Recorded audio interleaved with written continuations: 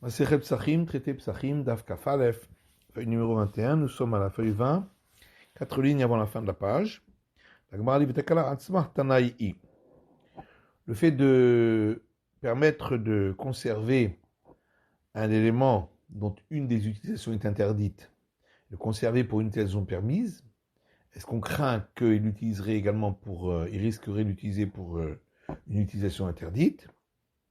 C'est une discussion entre les maîtres du temps de la Mishnah. Le Tanya, Kain Braïta qui dit Chavit shel yain shel trouma, un tonneau de vin de prélèvement en prêtre, chez Nitmet, qui est devenu impur. Mais Chamayimrim tishafer haval. D'après l'école de Shammai, on doit le verser entièrement, le jeter. Betil el Omrim, terrassé zilouf. D'après l'école du Hillel, on peut le garder pour le répandre dans la maison, pour donner une bonne odeur. Et on ne craint pas qu'on risque de le consommer. Rabbi Shmuel Rabbi Yossé ani achria. Rabbi Shmuel, fils de Rabbi Yossé, dit moi, je vais faire un compromis. Mais ça déticha faire chaval, si c'est dans le champ, on doit le verser entièrement, le jeter, parce que le temps qu'on le ramène à la maison, on risquerait d'en consommer. Et si c'est à la maison, on peut l'utiliser pour le répandre. Il y a d'autres qui disent autrement. Si c'est du vin nouveau, il n'a pas de parfum, donc on le jette entièrement. Mais si c'est du vieux vin, à ce moment-là, on a le droit d'utiliser pour le répandre, pour donner une bonne odeur dans la maison. Amroulo, ils lui ont dit le compromis, qui en réalité est un troisième avis, n'est pas considéré comme un compromis qu'on est obligé de suivre, parce que l'école de Shammai et l'école du Hillel n'ont pas parlé d'un tel distinguo. C'est pourquoi ce distinguo-là est un nouvel avis, n'est pas un compromis. Amar Rabbi Yossé Rabbi Chanina, Rabbi Yossé, fils de Rabbi Chanan, dit Machloket, toute la discussion entre Rabbi Eliezer et Rabbi Shua concernant un tonneau de vin qui est prélèvement au prêtre pur, qui s'était cassé au-dessus du pressoir, et en dessous il y a une cuve de vin profane impur. Est-ce que on a le droit de le récupérer dans des ustensiles impurs quand il n'y a pas d'ustensiles purs, pour ne pas que on en vienne à devoir jeter toute la cuve qui est en bas? Toute cette discussion, chez Nafla le Pachot, c'est seulement dans le cas où la cuve qui est en dessous fait moins de 100 fois le volume du tonneau qui s'est cassé. Et donc, dans ce cas-là, le vin de prélèvement en prêtre n'est pas annulé. C'est pourquoi il va interdire la consommation de toute la cuve qui est en dessous. Mais si la cuve qui est en dessous, où le vin va tomber, fait au moins 100 fois le volume du tonneau du vin qui est dans le tonneau en haut, à ce moment-là, il dira Kol Tered Vetetamen. Après tout le monde, on le laisse couler, va l'Etamen Abeyad, et on n'a pas le droit de le rendre impur directement, parce que, de toute façon, il va être annulé dans la cuve en bas, puisqu'il y a 100 fois plus, et donc, il ne va pas interdire la cuve qui est en bas. Tanya Namirachi, il y a une braïta qui dit la même chose. Un tonneau qui s'est cassé au-dessus du pressoir. Et en dessous, il y a une cuve où il y a 100 fois plus de vin profane impur. Modé Rabbi Eliezer et Rabbi Yoshua, Rabbi Eliezer d'accord avec Rabbi Yoshua, que s'il peut arriver à sauver ne serait-ce que le volume d'un quart de log, qu'il reste pur, il doit le faire, mais sinon il le laissera s'écouler, mais il ne le rendra pas impur directement. Rabbi Eliezer, Rabbi Yoshua. Pourquoi c'est écrit que Rabbi Eliezer est d'accord avec Rabbi Yoshua? Modé Rabbi Yoshua, le Rabbi Eliezer, il aurait fallu dire Rabbi Yoshua est d'accord avec Rabbi Eliezer, puisque ici on demande de le laisser couler, comme disait Rabbi Eliezer. Amarava est pour. Alors Rava dit effectivement, il faut inverser les noms dans cette barrette.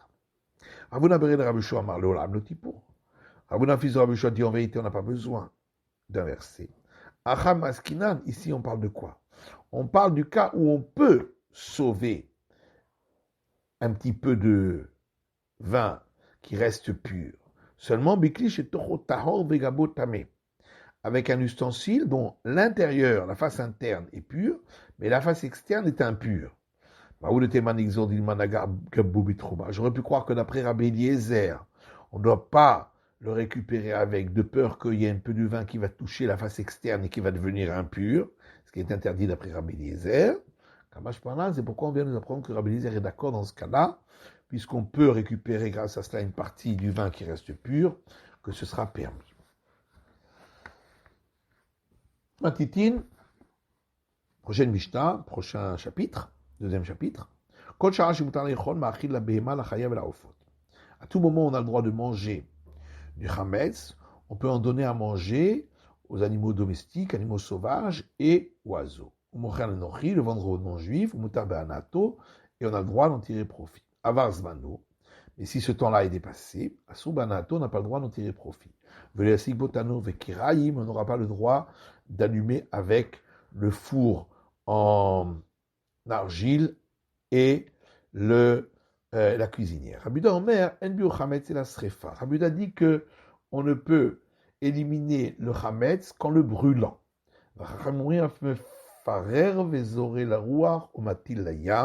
Les sages disent qu'on peut également l'émietter et le lancer les miettes au vent ou jeter le Chametz dans la mer. Gmara dit Kol Sharash Mutar Lechol Ma'achil. Donc la Mishnah disait qu'à tout moment on a le droit de manger le chametz, on peut en donner à manger aux animaux. Ce qui veut dire qu'au moment où on ne peut plus en manger, on ne peut pas en manger, on ne peut pas en donner aux animaux. Les mamatitines de l'Oka Rabbi Yuda. Ça voudrait dire que notre Mishnah ne tient pas de Rabbi Yuda. Dit Rabbi Yuda, car d'après Rabbi Yuda, il y a donc la 5e heure, on n'a pas le droit d'en manger, mais on peut en donner à manger aux animaux. Nitan, comme c'est marqué dans la Mishnah. Rabbi Meir Omer, Rabbi Meir dit, on mange le chametz pendant toute la 5e heure et on le brûle au début de la 6e. Rabbi Omer, Rabbi Yuda dit, on le mange toute la 4e heure, Vetolin kol chamesh. La 5e heure, on le laisse en suspens, ni on peut le manger, ni on doit le brûler, mais on peut en tirer profit. Mais sorfi mitrilat shesh, et on le brûle au début de la 6e heure. Velama et Rabbi Meiri, la Gemara dit, alors quoi? La Mishnah va comme Rabbi Meir? Pourquoi c'est écrit à tout moment on a le droit de manger, on en donne à manger aux animaux? On aurait dû dire plus simplement à tout moment où on mange, on donne à manger aux animaux. Rabba Baroula dit Matitin Rabban Gamliel. Mishnah, c'est la vie de Rabban Gamliel. C'est marqué dans les Mishnah. Rabban Gamliel dit Choulin Nechan Kol Arba. Le chametz profane, on peut le manger toute la 4e heure. Trouma Kol Chamesh. Celui qui est prélèvement au prêtre toute la 5e heure. Sorfin Chilat Shesh. Et on brûle le chametz au début de la 6e. Achikama. Et voilà ce que notre Mishnah veut dire. Kol Shach Mutar Lechol Kohen Mitrouma.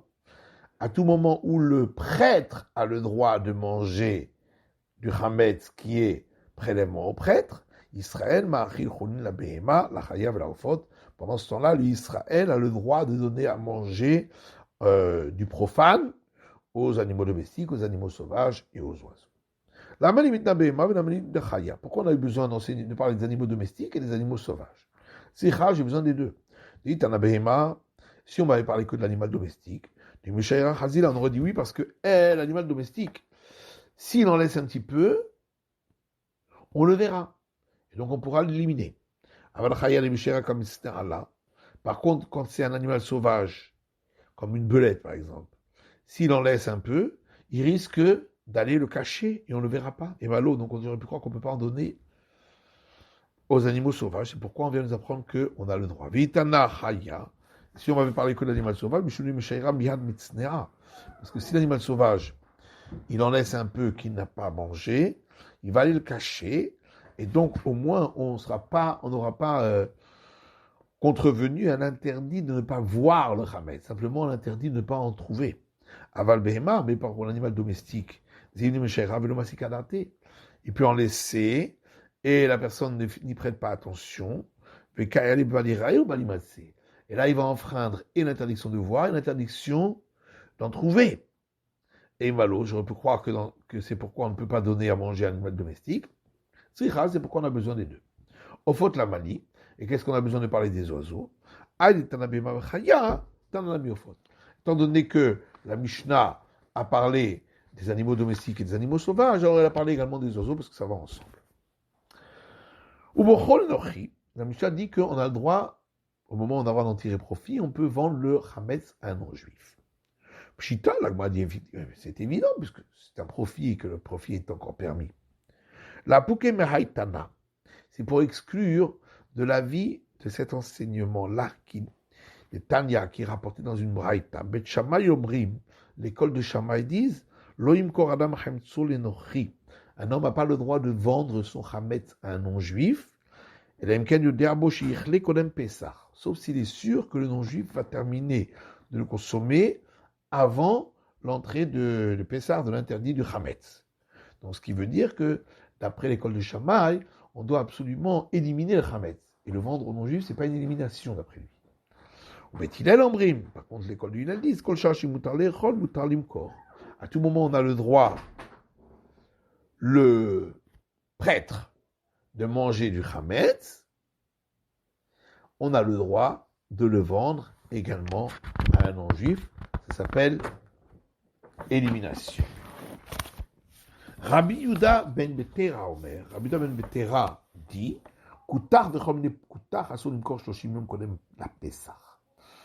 un yaourt appelé koutar, dans lequel on met un peu de chametz également, comme il est koutar, et toutes sortes de koutars dérivés de ce koutar originel.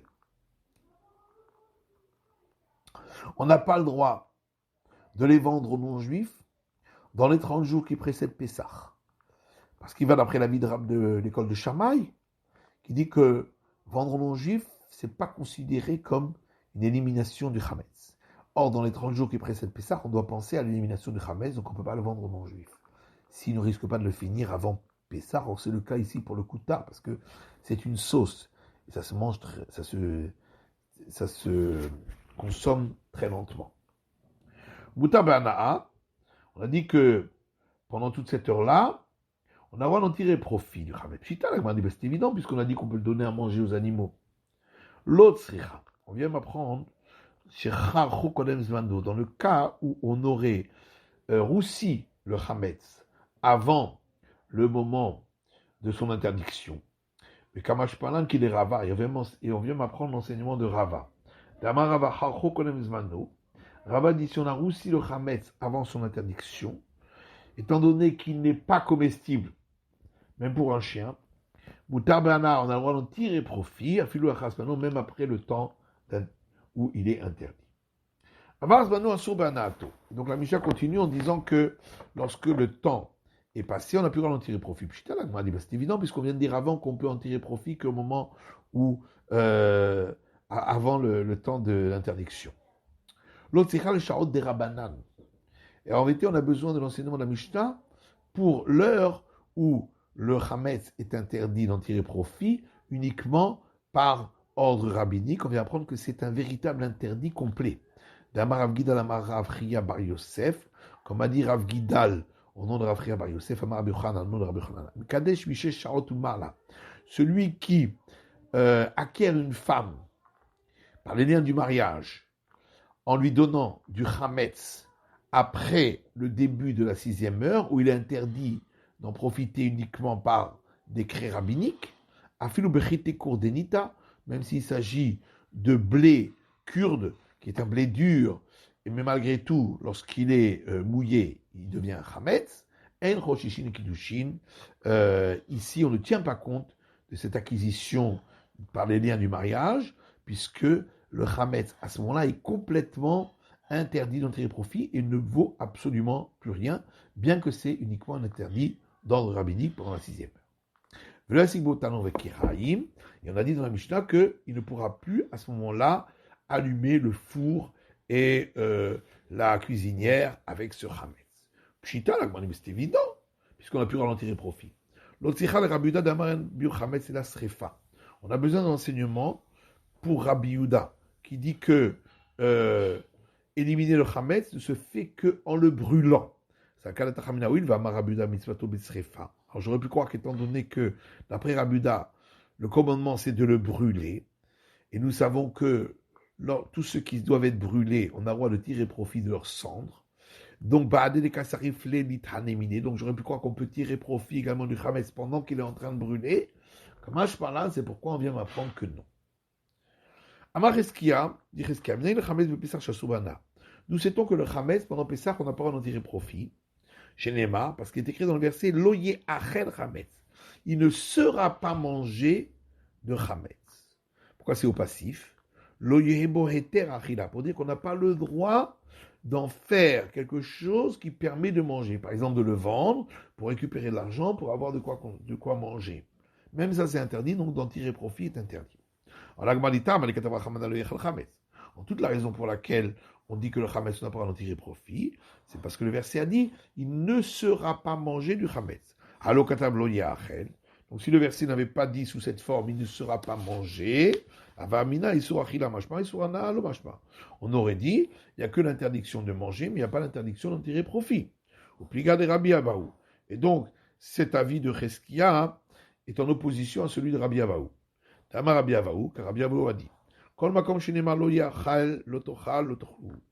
endroit où il est écrit il ne sera pas mangé, tu ne mangeras pas, vous ne mangerez pas. Ça veut donc dire qu'il y a et un interdit de manger et un interdit d'en tirer profit. Sauf dans le cas où le verset a dit explicitement qu'on peut en tirer profit, comme il l'a dit concernant le cadavre d'un animal qui est mort sans abattage rituel. Netanya a été écrit à ce sujet dans une braïta. Le verset dit L'otochlu kol nevela. Vous ne mangerez pas tout cadavre d'animal. La guerre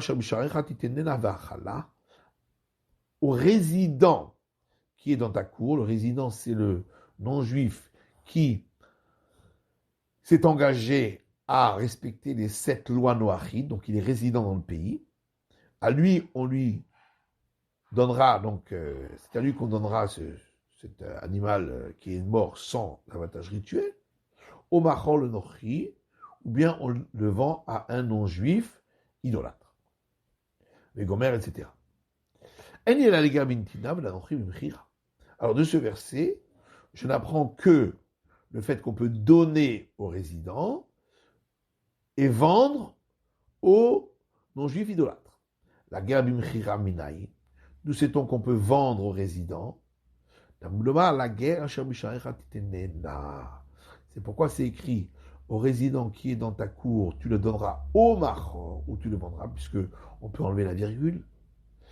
Maintenant, la nochibintina minaïn, d'où on sait qu'on peut donner cet animal-là, ce cadavre d'animal, à un non-juif idolâtre. Parce que le verset dit, tu le donneras et il la mangera, ou tu le vends au non-juif idolâtre. On peut enlever la virgule, donc les deux sont permis également. Et donc de là, on en sort que ce soit un non-juif résident ou un non-juif idolâtre, ben murira, ben mintina, on peut et lui vendre et lui donner. Diver Rabbi Meir. Ça, c'est la vie de Rabbi Meir. Abuda Omer, Dvarim Kirtavan. Rabbi dit, on doit suivre exactement comme le verset est écrit. La guerre mintina, le non-juif résident, on lui donne, et le non-juif idolâtre, on lui vend. Maïtama de Rabbi Yuda. Et quelle est la raison de Rabbi Yuda? Si tu penses comme a dit Rabbi Meir, la Torah aurait dû plutôt écrire au résident qui est dans ta cour, tu le donneras et le mangeras, et tu le vendras, si on peut faire les deux. Oh la Mali, pourquoi c'est écrit où tu le vendras? C'est bien pour nous faire entendre que il faut comprendre exactement comme c'est écrit, que on doit séparer les deux cas, et que pour le résident, on donne, et pour le non-juif idolâtre, on vend. Rabbi Meir, oh les hagdim, d'après Rabbi Meir, pourquoi c'est marqué où? c'est pour dire que le résident a préséance sur le fait de lui donner par rapport aux non-juifs idolâtres auxquels on vend. Le Rabuda, Rabuda lui dit, on n'a pas besoin d'un verset pour dire qu'on donne la priorité aux résidents. Ça c'est évident puisque le non-juif résident, on a l'obligation de lui donner de quoi vivre. Alors que le non-juif idolâtre, on n'a pas du tout cette obligation. Donc c'est sûr qu'il a préséance. L'Otekra, et donc on n'a pas besoin d'un verset pour cela. Svaraou, c'est une simple logique qui découle de ce qu'on vient de dire. Donc on comprend la prière de Meir, puisqu'il a dit que ce soit le résident, que ce soit l'idolâtre, soit on vend, soit on donne. Et donc qu'est-ce qu'on a besoin du verset, puisque tout est permis. On vient apprendre de là que puisque le verset a eu besoin d'écrire que on a le droit de tirer profit de ce cadavre d'animal qui est mort sans abattages rituels. À Kolsim Shvat Torah, c'est pour en déduire que pour les autres interdits de la Torah, Asurin ben be'achila ben be'ana'a. Quand on les a interdits de les consommer, il y a également l'interdit de tirer profit, donc c'est la vie de Rav Avaou. Et là, le Rabuda d'Amar dit Dvarim Kirtavam. Par contre, après Rabuda qui dit qu'on a besoin de ce verset déjà pour lui-même, on va apprendre qu'on doit suivre exactement le verset comme il est écrit, ou de Hata, c'est pour ça qu'on a besoin du verset, donc on ne peut rien déduire de ce verset. Quand les donc d'où on apprend que les autres interdits de la Torah, où c'est marqué de ne pas manger, ça inclut également l'interdiction de tirer profit, comme le dit Rabbi Avaou. On apprend du verset qui dit au sujet de l'animal tréfa qui a été déchiqueté. Au chien, vous le jetterez lui. Pourquoi c'est marqué lui? Auto atamashir pour dire lui, ce cadavre-là, l'animal déchiqueté, vous le donnerez au chien. Par contre, on ne peut pas donner au chien tous les autres éléments interdits de consommer de par la Torah, parce qu'effectivement, il y a toujours un interdit d'en tirer profit, sauf dans le cas où la Torah nous l'a dit expressément. C'est ça qu'on apprend du mot lui.